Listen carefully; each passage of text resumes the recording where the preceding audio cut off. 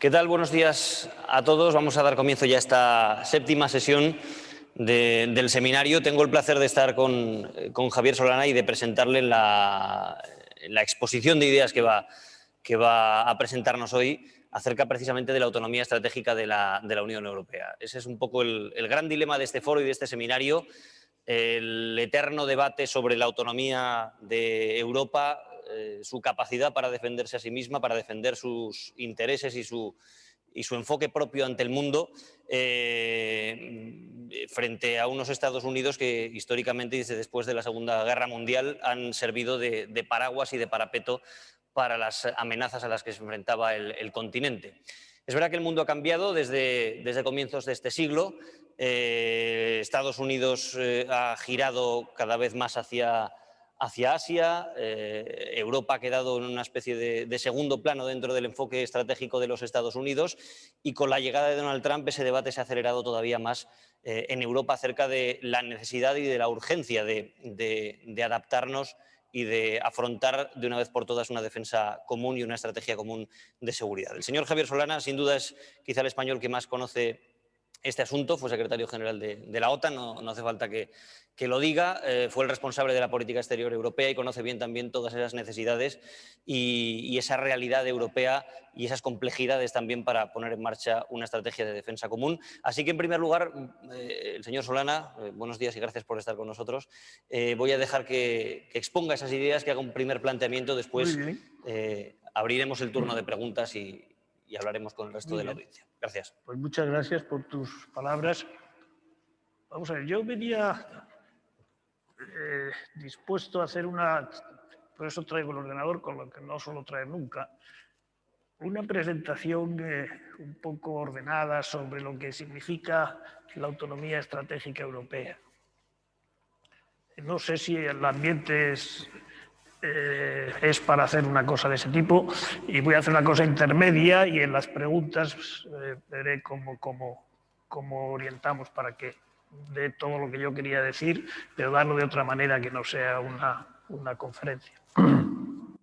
Vamos a ver, el tema autonomía estratégica, que no es un tema de hoy, es un tema que lleva ya tiempo, en el que yo trabajé cuando estaba tanto en la Alianza como en la Unión Europea. Es un tema que va y viene, viene y va. Pero realmente yo creo que la pandemia nos ha puesto en una situación de saber qué significa la autonomía europea. La autonomía europea no es un tema solamente de seguridad militar. Estamos concentrando un término muchísimo más amplio y concentrando estrictamente en los temas de seguridad militar. Y yo creo que nos equivocamos. La autonomía estratégica tiene que ver también con si tenemos o no tenemos mascarillas cuando venga una pandemia. ¿Debe la Unión Europea tener mascarillas preparadas, medicinas preparadas para cuando llegue una pandemia? Yo creo que la pandemia nos ha dado una gran lección. No éramos autónomos en mascarillas. Y bueno, esto nos debe hacer pensar en que concentrar los que pensamos sobre estas cosas, los que pensábamos sobre estas cosas, fundamentalmente en los americanos y qué hacemos con la OTAN y todas estas cosas, nos vamos olvidando de otros elementos fundamentales de la autonomía estratégica europea. Y yo creo que la autonomía estratégica europea, que tiene una componente interna y una componente externa, debíamos de empezar a mirarla con otra perspectiva. Porque no hay duda que la autonomía estratégica tiene que ver con nuestra seguridad. Discúlpeme. ¿José, me oye? ¿Te empiezo otra vez? No, la grabación está perfecta. No, pero lo que me interesa es que me escuchen estos, no los que la escuchen luego por la... Lo están escuchando, no se preocupe. Vamos a ver. Estaba diciendo que la autonomía estratégica tiene que ver con la seguridad, sin duda ninguna, pero tiene que ver con muchas más cosas en el mundo de hoy. Tiene que ver con las inversiones, cómo se hacen, tiene que ver con la tecnología, tiene que ver con la energía, tiene que ver con el clima. Todas estas cosas tienen una componente para la cual la Unión Europea debe tener también el contenido, el sentido de cuánta autonomía estratégica tenemos. Ya he dicho antes el ejemplo de las mascarillas, por ejemplo, que nadie tenía, pero que hoy está todo el mundo pensando que debe tener, ¿no? Los países tienen muchas cosas que se usan poco, pero que están institucionalizadas por si acaso. Por si acaso hay guerra, tenemos ejércitos. Por si acaso hay fuegos, tenemos bomberos. Por si acaso hay enfermedades, tenemos médicos. Pues hay muchos más por si acaso que estamos empezando a darnos cuenta de que son fundamentales y que algo tenemos que tener de ese por si acaso en otros sectores de la vida colectiva. Pienso, por ejemplo, un país como el nuestro en la tecnología. Tenemos unos problemas muy serios de tecnología donde no hemos sido capaces de conseguir el cuerpo suficiente para poder tener una tecnología que se nos pueda generar recursos no solamente para nosotros, sino participación europea y tener la capacidad y todo lo que se lleva desde la educación hasta el final de la producción de las compañías jóvenes, startups, etcétera, etcétera, donde estamos un poquito por debajo de lo que podríamos estar.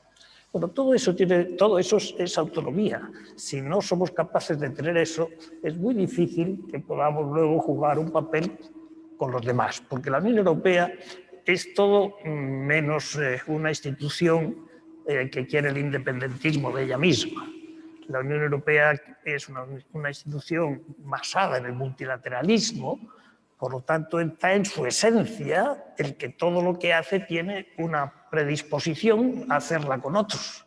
¿Y esos otros quién son? Pues son las instituciones multilaterales, empezando por Naciones Unidas, siguiendo por los amigos más amigos, los Estados Unidos, la OTAN, etcétera, etcétera. Es decir, que la Unión Europea, cuando habla de autonomía, no habla de independencia, digamos, no habla de autarquía, no habla de proteccionismo, habla de todo lo contrario. Habla de cómo tener esa capacidad para poderla poner a disposición de las instituciones internacionales y ser más útil en el mundo en que vivimos. Y eso tiene elementos internos y elementos externos. Elementos internos, pues lo más importante es que la Unión Europea sea fuerte. En eso me sumo a lo que decía Biden, ¿no? Un país o una institución tiene potencia exterior cuanto más fuerte es interiormente. Tiene capacidad de actuar fuera cuanto más fuerte es en casa. Y a la Unión Europea, los países de la Unión Europea lo saben, pero la Unión Europea como tal no está trabajando de la manera que debiera trabajar para conseguir eso. Al alto representante de hoy le cuesta mucho tomar decisiones difíciles porque las tiene que tomar por unanimidad. Y por lo tanto ahí tenemos pues, una incapacidad para actuar que está muy determinada, muy clara y que la hemos vivido todos. Yo la he vivido y todos la hemos vivido. Se va avanzando poco a poco, pero no hemos llegado todavía a tomar el pulso real a cómo conseguir que se pudieran hacer, tomar decisiones en materias de seguridad, y seguridad es muy amplia, por alguna metodología que no fuera la capacidad por la unanimidad. Si había que inventar mayorías reforzadas, abstenciones constructivas, cuestiones de esa naturaleza que para mí son absolutamente fundamentales. Pero les voy a poner algunos ejemplos de lugares donde la autonomía estratégica es fundamental, más allá de la defensa, más allá de la seguridad. Piensen ustedes por un momento que Europa no tiene mercado de capitales. Vas a Inglaterra y tienes mercado de capitales inglés. Y vas a Estados Unidos y hay un mercado de capitales. Si vas a China y hay un mercado de capitales.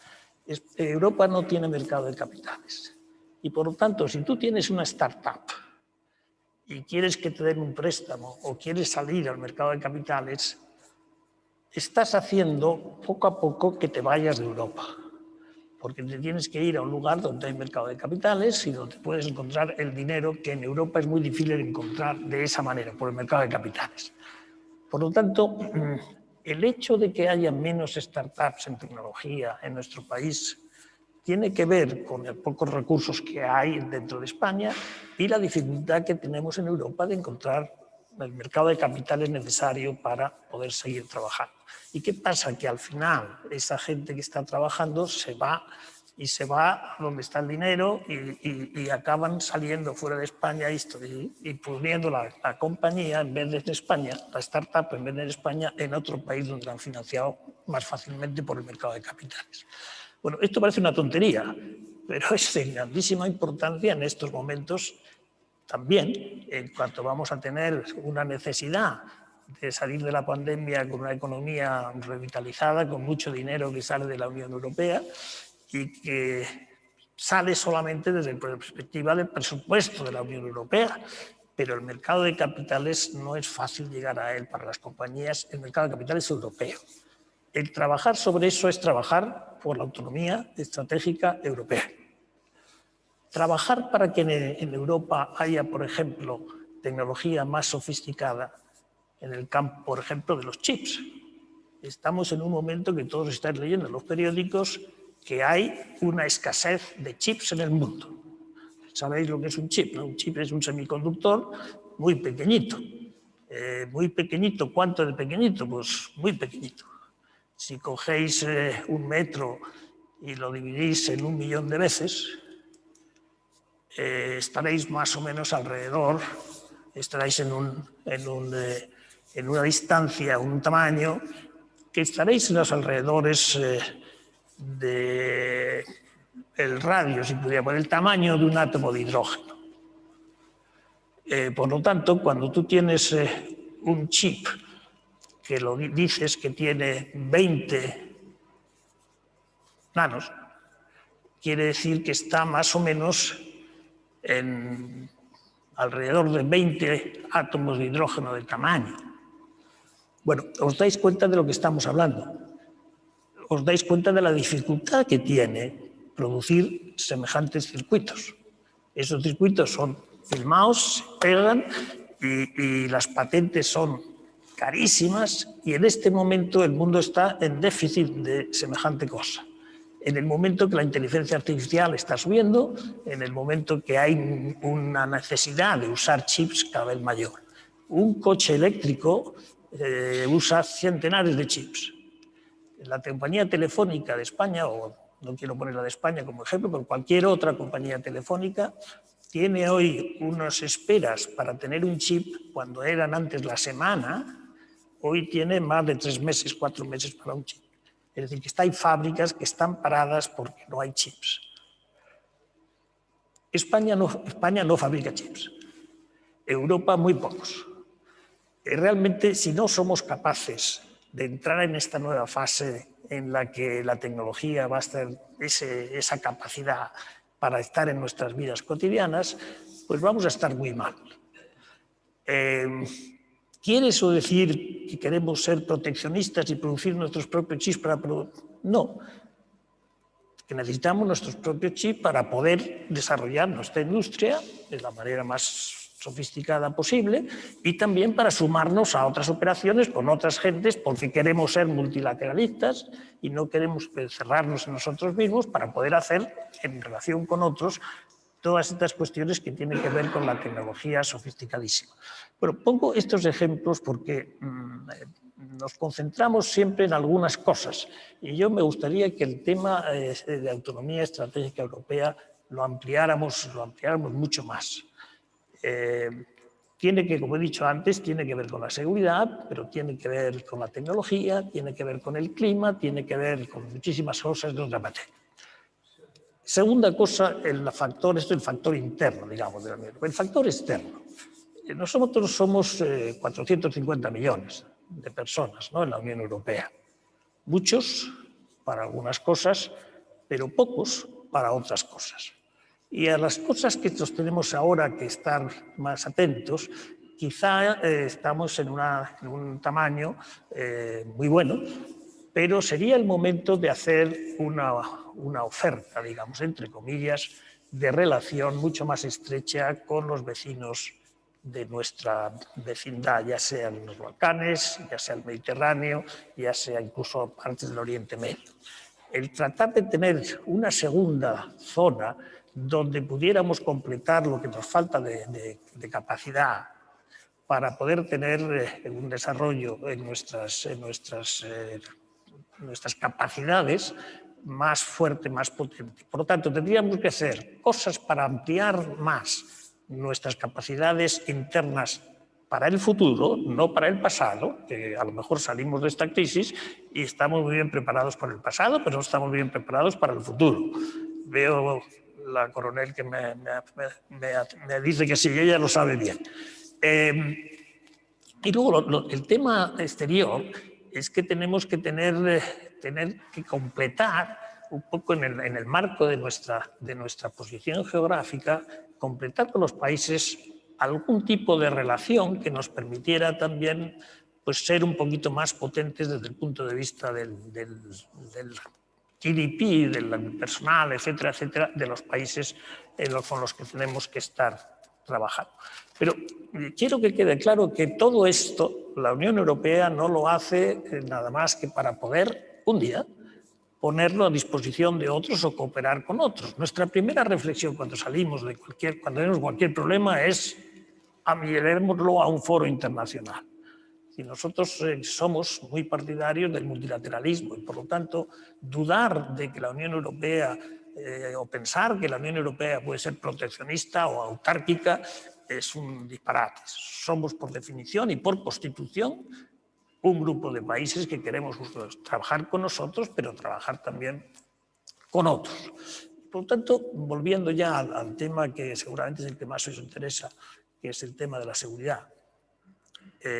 Yo creo que no ha habido nada nuevo. Vamos, teníamos el problema de Trump, que ha sido un problema horroroso, pero antes de Trump hemos tenido problemas muy serios también con los Estados Unidos. Yo creo que el momento más interesante que tuvimos desde la perspectiva digamos, post-Clinton, pero anterior a Trump, con el presidente Obama, con quien yo tuve una relación muy buena, estos temas de la autonomía europea los entendió bastante bien. Yo creo que es que mejor lo ha entendido de los que yo se lo he explicado. Yo ya no mandaba, no era solamente una persona que había vivido cosas y que creía que tenía ideas para dar. Y toda esta idea de la autonomía estratégica europea, con otras palabras, pero que la Unión Europea pudiera tener capacidad de actuar sin necesidad de los Estados Unidos, es algo que para él era absolutamente evidente. Y no solamente era evidente, sino que lo consideraba como un favor que le hacíamos. Y lo entendió muy bien y luego pues eso se fue perdiendo y pasó las páginas, llegó el presidente Trump, pero yo creo que con las gentes que hay ahora en el gobierno americano se podrían hacer muchas cosas en esa dirección. Yo no sé si habéis analizado bien todas las reuniones que ha tenido Biden en Europa. Ha estado en Europa y ha estado en la Unión Europea, porque ha tenido dos reuniones muy importantes en Europa, pero no en países europeos, no de la Unión Europea, Inglaterra y Suiza. Pero de la reunión del G7, yo saco buenas vibraciones, porque el G7 al final es la madre del G20, en el G20 estamos, realmente el G7 nos debe interesar lo que hace. Y lo que ha hecho sobre todo sobre los temas de impositivos de las grandes compañías de comunicación me ha parecido interesantísimo. Eso ningún presidente americano anterior lo hubiera hecho. El pasar a subir los impuestos de la manera que han subido de las empresas es algo de las grandes empresas, que son fundamentalmente las empresas que están metidas en el mundo de la inteligencia artificial. Fue una decisión verdaderamente valiente. Fijaros que esa es muy importante también el origen de esa decisión, porque esa decisión sale de un planteamiento que hace la OCDE, que es un think tank de alta capacidad. Y esa primera reflexión la hace ese think tank y empieza, lo recogen los europeos y acaba en el G7 del Reino Unido de hace unos meses y acaba como norma para llevarse después al G20 y después ponerse en marcha. Pero bueno, os quiero decir que con esto dos cosas. Uno, que hay cosas que se mueven si la gente las empuja. Segundo, que hay think tanks muy potentes que son capaces de poner cosas sobre el tablero que son acogidos por los grandes líderes mundiales. Y eso es otra reflexión que nos tenemos que hacer, porque eso vale para pasar de la OCDE al G7 o pasa para pasar de un think tank más pequeño europeo al Consejo Europeo, etc. Es decir, que se pueden hacer cosas que hoy se escucha a partes que antes no se escuchaban y que esas partes tienen capacidad de influir en un mundo donde parece que el poder de los estados es más fuerte, que el poder de la competencia es más fuerte, pues tenemos también las posibilidades de que de abajo arriba se pueden hacer cosas. Por tanto, yo de las reuniones, lo que veo de la reunión de la OTAN, con todo respeto, a mí me parece, no sé lo que pasó dentro, pero si lo que pasó dentro está reflejado en el documento, pues es un documento de 70 puntos, que no veo yo muchas cosas nuevas en él, nada más que una, que es la que más me preocupa, que es que la palabra China aparece por primera vez de una manera, no digo agresiva, pero de una manera no cariñosa, digamos, en un documento de la OTAN. Y eso tiene que ver, y nos tiene que hacer pensar a nosotros. ¿Por qué? Porque para los Estados Unidos hoy su enemigo principal, su problema principal es China. Os voy a contar una cosa, a mí me hizo mucho pensar. ¿Qué es lo que une hoy a los ciudadanos americanos? Yo tengo grandes amigos en el gobierno americano, muy buenos, muy amigos de verdad. ¿Y qué le hacen? ¿Qué relación para que la polarización que existe en los Estados Unidos se puede cambiar? ¿Qué es lo que une? Pues si vais a todas las encuestas del Peace Review, por ejemplo, hay fundamentalmente tres cosas que unen hoy a los americanos. Una, la bandera. Dos, el cementerio de Arlington. Tres, el odio a China. El odio. Pongo esa palabra, no uséis odio, pero vamos, la malquerencia con China. Y esas son las tres cosas únicas que definen hoy los Estados Unidos como potencia. Eso es lo que une a los americanos. Fuera de eso, prácticamente no hay nada que les una. Y eso es muy delicado también para nosotros, porque nosotros tenemos que estar pensando en el mañana. Y el presente de hoy es muy bueno. El presidente Biden, su equipo, no puedo hacer más halagos del equipo económico. La secretaria del Tesoro, Yellen, es una persona, una potencia extraordinaria. Lo que están haciendo con el cambio. Yo creo que en este momento, mira, estamos viviendo 75 años de la muerte de Keynes. 75 años.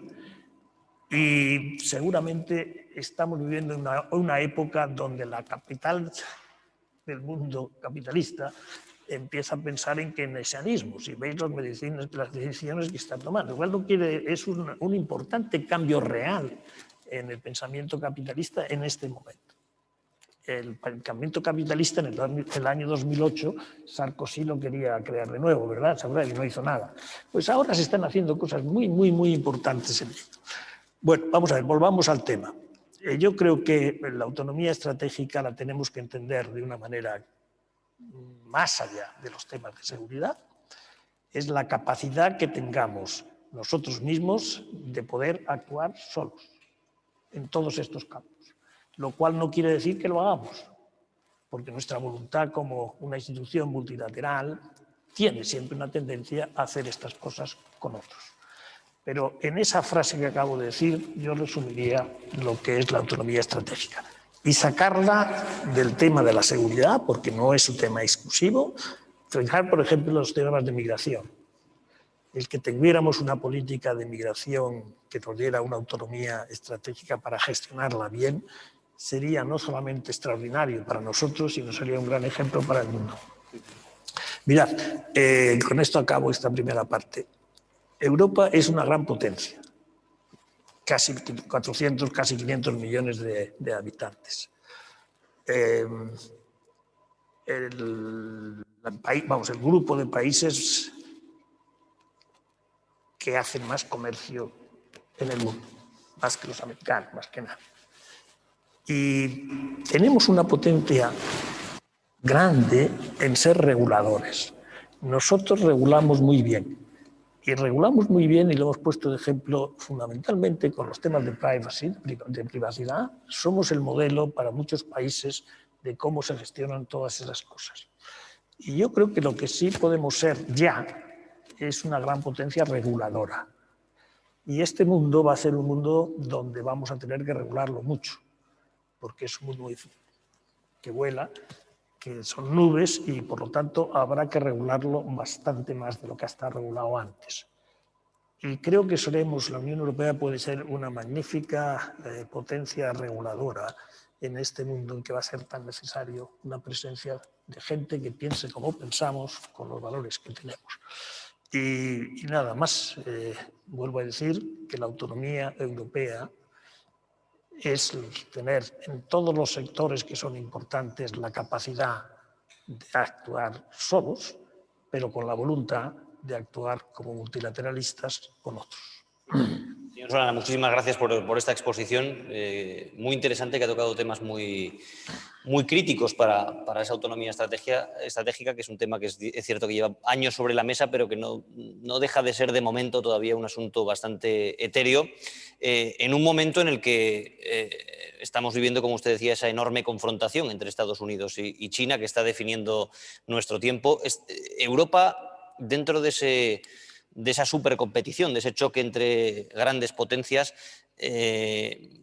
ha jugado un papel en algunos momentos ambiguo, ¿no? Queriendo buscar beneficio de su relación con China, buscando beneficio obviamente y por tradición y por historia con esa alianza con los Estados Unidos, pero parece que en los últimos tiempos empieza a definirse más hacia el lado americano, ¿no? Con regulaciones mucho más duras para que China no pueda adquirir activos tecnológicos en Europa, también muy preocupada por esas cadenas de suministros que usted mencionaba de chips. ¿Es irreversible que esa autonomía estratégica europea vaya a alinearse cada vez más con los intereses americanos o puede hacer un doble juego dentro de esta lucha? Dependerá mucho de cómo evolucione esa relación entre los chinos y los americanos.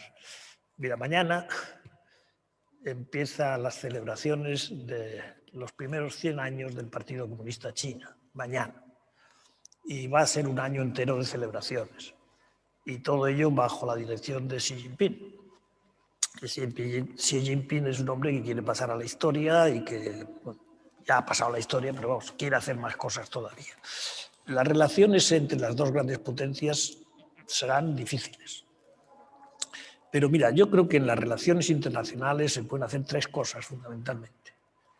Cooperar, competir o confrontarse.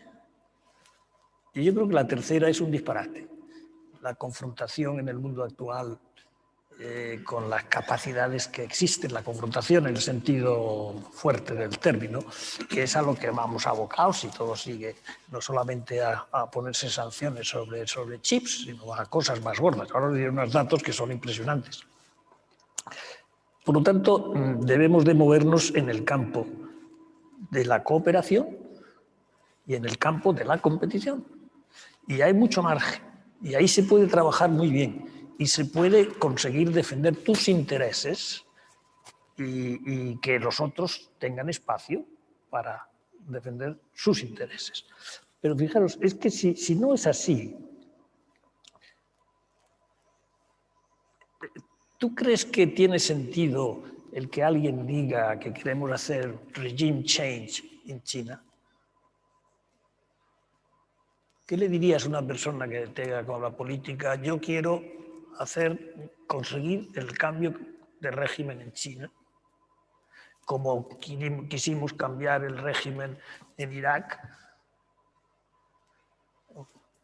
Estaría loco, ¿no? Pues a veces tomamos decisiones que parecen que es eso lo que queremos. Bueno, yo creo que habría que hacer tener una relación con China mucho más dura, en el sentido de lo que queremos defender, etcétera, etcétera, y no permitirles hacer según qué cosas, pero tendríamos que tener una relación absolutamente de cooperación. Hay sitios, vamos a ver, en el mes de noviembre va a haber una conferencia del cambio climático, fundamental, donde nos la jugamos. ¿La ideología de China nos importa allí o hay que pactar con China? Hay que pactar con China. Y hay que pactar con China de la manera más firme posible, con los europeos y con los americanos, pero hay que pactar. No podremos resolver ese problema si no está China. China todavía hoy tiene centrales de carbón y de aquí al año 30 queremos llevarle a que no haya carbón y a mediados del siglo queremos que esté en emisiones de CO2 prácticamente cero, como estamos dispuestos a hacer los europeos y están dispuestos a hacer los americanos, de palabra. Nosotros lo vamos a hacer, los americanos ya veremos. Porque depende mucho de quién tiene el Congreso americano. Y Estados Unidos tiene demasiadas elecciones. Y hay un midterm elections. Y el Congreso se puede ganar, se puede mantener, se puede ampliar, se puede perder. Y muchas de las cosas que dependen de los acuerdos parlamentarios en Estados Unidos son fundamentales. Acuerdos internacionales que tienen que estar ratificados, recordar cómo son las cosas y que las midterm elections las carga el diablo, ¿no? Por lo tanto, es una situación muy fluida donde no tiene sentido que nos pongamos en las posiciones más extremas. Hay que mantener el tipo, hay que hacer las cosas que hay que hacer, pero hay que tener una mano tendida. No deja de tener gracia que venga el presidente de los Estados Unidos a Europa, que días antes el Consejo Europeo haya hecho una resolución sobre Rusia muy dura, de las más duras, y que después de verse con nosotros, de verse con la OTAN, de verse con el G7, decide irse a Suiza a verse con Putin. Pues tiene su aquel, ¿no? Cuando hemos hecho algunos esfuerzos nosotros para vernos con Putin, Biden nos dijo, hombre, no, todavía no. Es decir, que estas cosas de la política americana son muy particulares también. Pero bueno, yo creo que cuando nosotros tenemos que salir a estar con otros, lo normal es que estemos con Naciones Unidas, que estemos con los americanos, que estemos con la OTAN y que estemos con Latinoamérica y que estemos a poder ser con las grandes potencias del momento. A poder ser. Si no puede ser, pues no puede estar. Nos quedan todavía unos minutos antes de terminar y hay algunas preguntas entre el público, así que adelante. Buenos días. Soy la comandante Belinda Romero Pedraz, de la Escuela Superior de las Fuerzas Armadas. ¿Perdón? No se oye muy bien, es verdad que... No te entiendes. Le digo, señor Solana, primero muchísimas gracias por su intervención y bueno, que soy la comandante, aunque usted me ha ascendido, también muchas gracias por eso. Aquí no te veo cuántas puntas tiene la estrella. Mi nombre es Belinda. Mi nombre es Belinda Romero y soy profesora en la Escuela Superior de las Fuerzas Armadas. Usted ha tratado específicamente muchísimos temas de contenido económico. Me alegra mucho porque ayer, a pesar de estar hablando toda la jornada de temas de seguridad, no se trató el uso precisamente de los elementos económicos como arma ofensiva o defensiva, que usted conoce de eso muchísimo más que yo. Ha hablado de los recursos estratégicos, de influencia de diplomacia económica, sin nombrarla específicamente. Bueno, de todas las cosas no voy a repetir lo que usted ya ha dicho. Como ya en 2011, con su colaboración, se intentó en España, en la primera Estrategia de Seguridad Nacional, la creación de un sistema de inteligencia económica en la estrategia de 2013 se reiteró, se abandonó en 2017 y no sé lo que va a pasar con la próxima estrategia de seguridad nacional. Quería preguntarle si está al corriente de si al final se va a crear ese SIE, ese sistema de inteligencia económico tan importante para precisamente prever todos los aspectos económicos que afectan al ámbito securitario. Y una segunda pregunta, y es si en Europa se contempla también el tratar el tema de las amenazas económicas, de la guerra económica, que es como se conoce en el ámbito académico, si se trata, si se va a intentar o se está pensando en hacer un sistema que precisamente se ocupe de ello. Muchas gracias. La primera, no sé si te diré sobre España, ¿no? Me parece muy bien que sí, yo hice la primera estrategia de seguridad de España, hice la europea, pero hice la primera española. Y voy siguiéndolas todas. No sé si me la he leído, vamos, la he leído seguro, no sé si recuerdo todo lo que dice sobre estos temas, pero yo creo que sí, que hay conciencia de que eso es importante.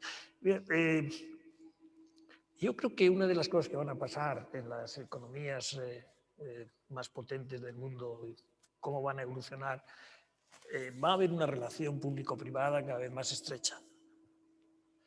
Es decir, el pensar que la economía está en manos del mercado solo y no está también en manos del Estado es algo que ya está asumido por muchísimas gentes.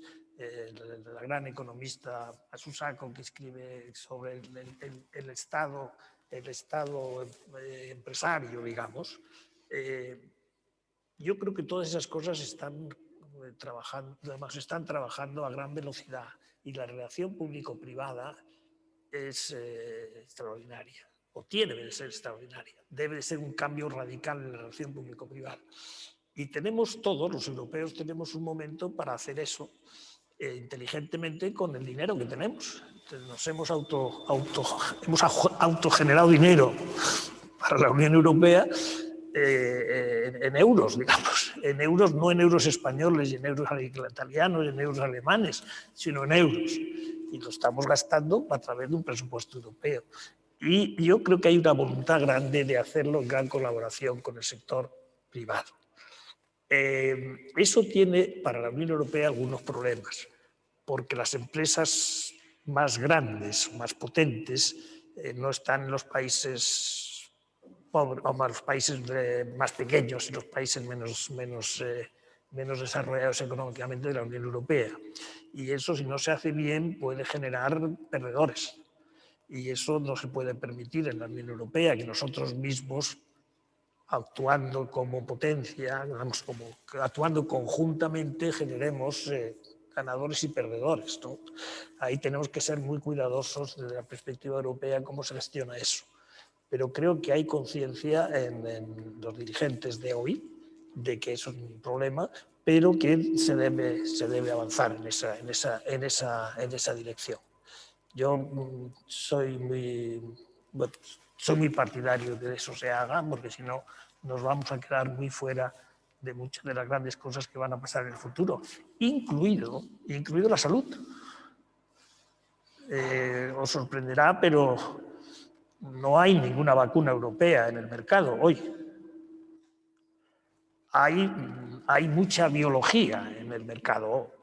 Europa ha producido muchísima biología, muchísima ciencia, pero no tenemos las farmacéuticas suficientes para que esa investigación que se ha hecho, sobre todo sobre el ARN, toda esa teoría del ARN tiene una componente muy importante europea, y que eso siga para adelante, ¿no? Bueno, yo creo que sí, que eso es bueno y que debemos ir por ese camino. Y desde el punto de vista europeo, español, por supuesto, y europeo también, por supuesto.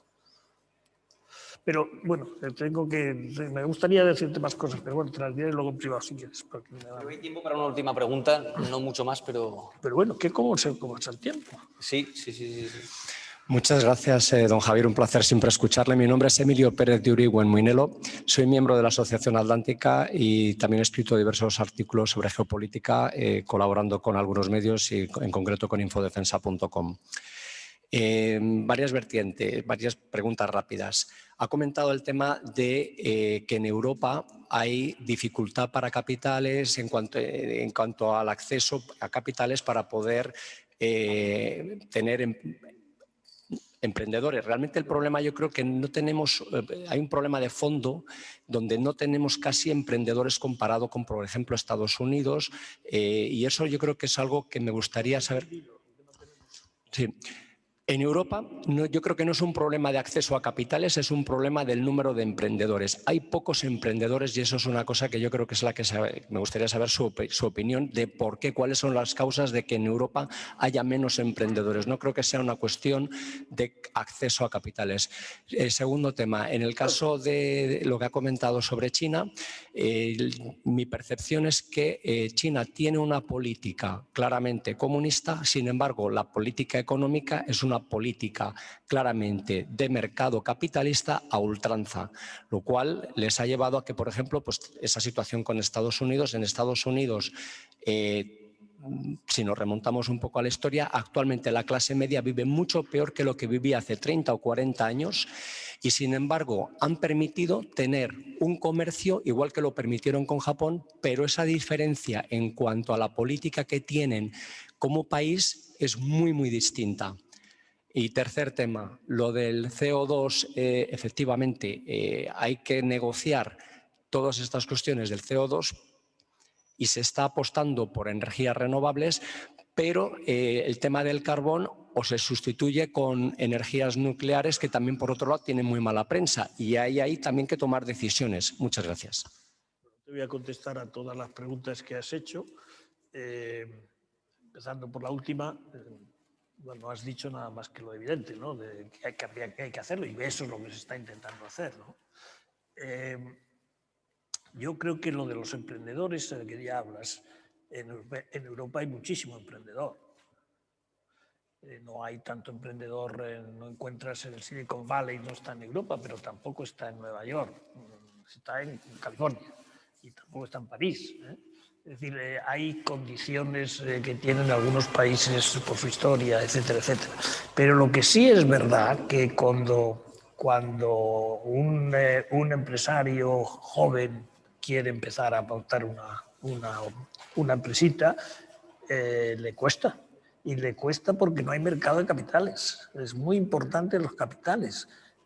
Mira, yo tengo una empresa que conoce muy bien Miguel Ángel Aguilar, de un descubrimiento de un científico, amigo mío, bueno, casi como un año más joven que yo en la carrera, vamos, que es un catedrático de la Universidad de Madrid, que lleva con una investigación que hoy está reconocida y comprada por los americanos, por los japoneses, por los israelíes, pues ha tardado pues 20 años, yo sé, 10 años para ponerla y haciendo unos esfuerzos porque no había dinero, porque no había capitales y bueno, porque hay ahora más recursos y está ahora siendo un boom.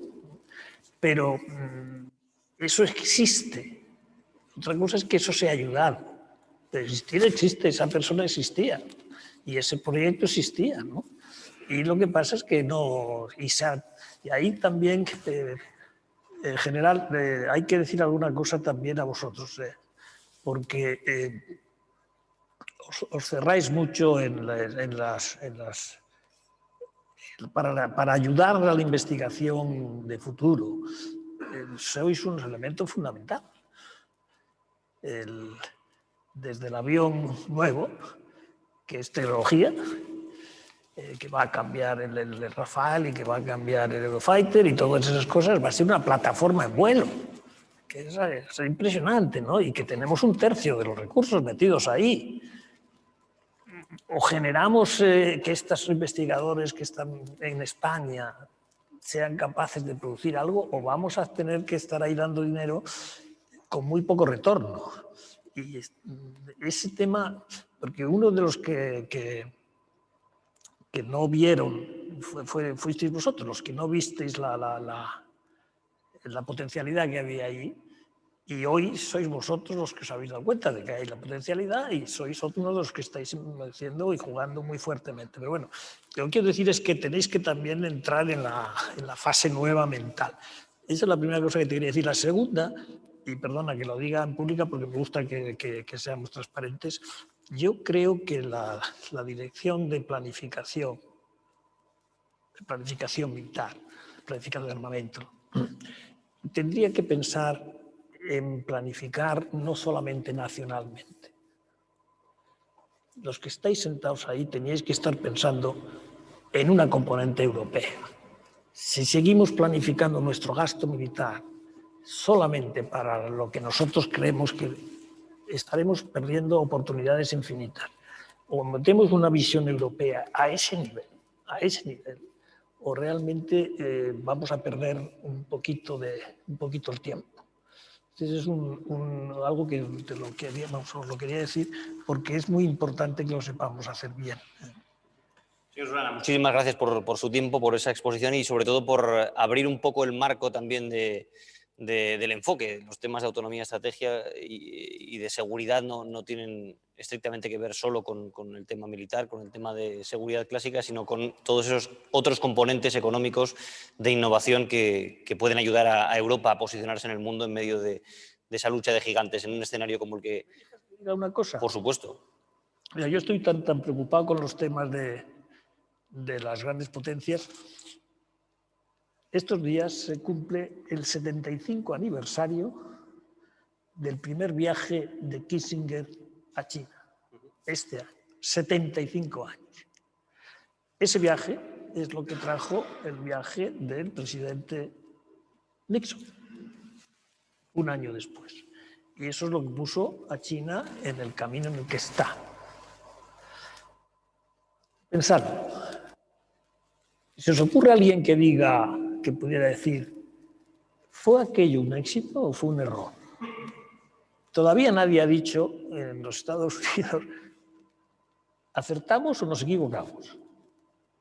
Tenían la guerra de Vietnam, tenían muchas cosas de coyuntura, pero